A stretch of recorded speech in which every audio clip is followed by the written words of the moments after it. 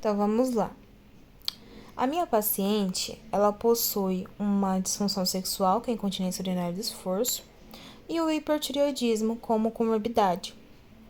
Mas, uma coisa não se relaciona com a outra, uma não ocasiona a outra, por isso não tem nenhuma seta ligando as duas, ficou fragmentado mesmo. Então, basicamente, o hipotireoidismo é a produção em excesso do hormônio atriodotiranina, que é o T3, e a tiroxina, que é o T4, pela glândula tireoide. Eu não coloquei aqui porque não ia caber mesmo, mas eu vou falar. Ele causa a perda de apetite, a intolerância às temperaturas quentes, intestino solto, fraqueza nos músculos, queda de cabelo, perda de cálcio nos ossos, etc.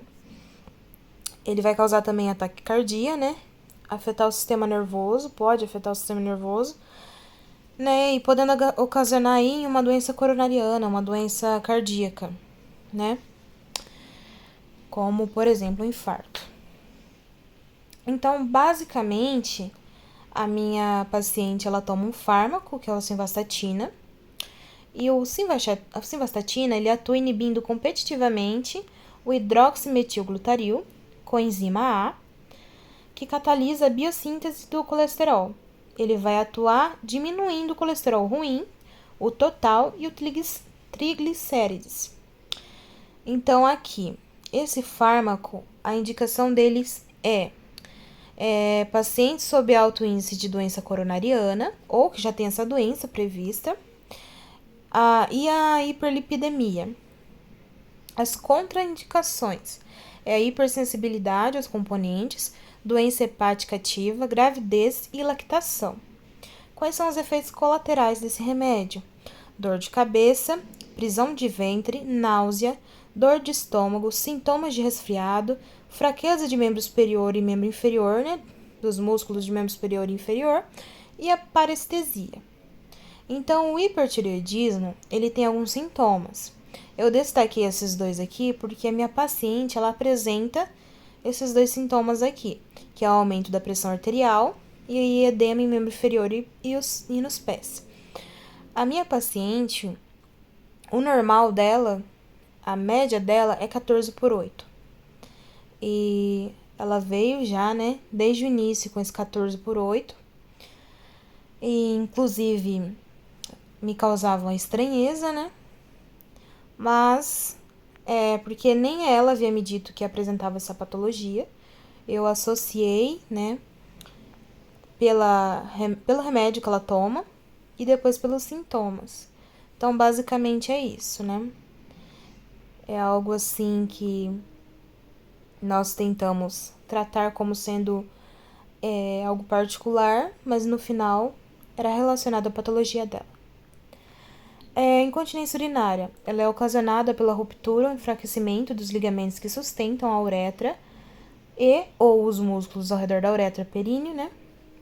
Então, ela vai causar o quê? A perda de urina, os esforços como tossir, espirrar, caminhar, atividades físicas no geral. Aí ela apresenta o quê? A fraqueza dos músculos do assoalho pélvico, que vai ocasionar aí a fraqueza das fibras tipo 1, que são as fibras lentas, né? Então, ela não consegue manter essa sustentação da contração, ocasionando aí a perda de urina. A minha paciente, em especial, ela apresenta aí essa disfunção há 10 anos, um pouco antes dela ficar viúva,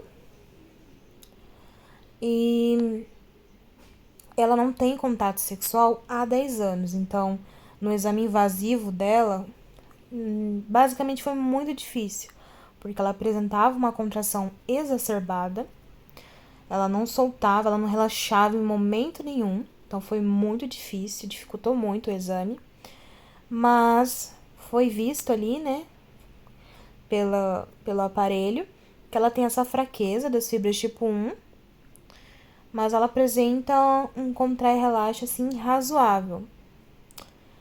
E, basicamente, ela perde urina, né, foi dito como queixa principal.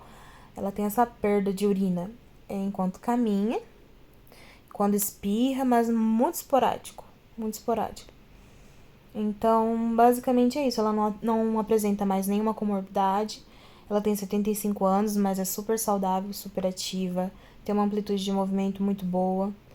Aqui os objetivos com a minha paciente desde o início foi manter a força de membro superior, inferior de forma global, né? Enfim, a amplitude de movimento preservar e com foco, né, de ganhar a amplitude de movimento dos discos tibiais, que é o que ela tem um pouco mais de dificuldade. E conscientização corporal, por ela não apresentar esse relaxamento em momento nenhum. Então, promover o relaxamento, né? Ter essas orientações com ela. E o fortalecimento do MAP, já que a incontinência urinária, o foco dela é a fraqueza do MAP. Então, basicamente é isso.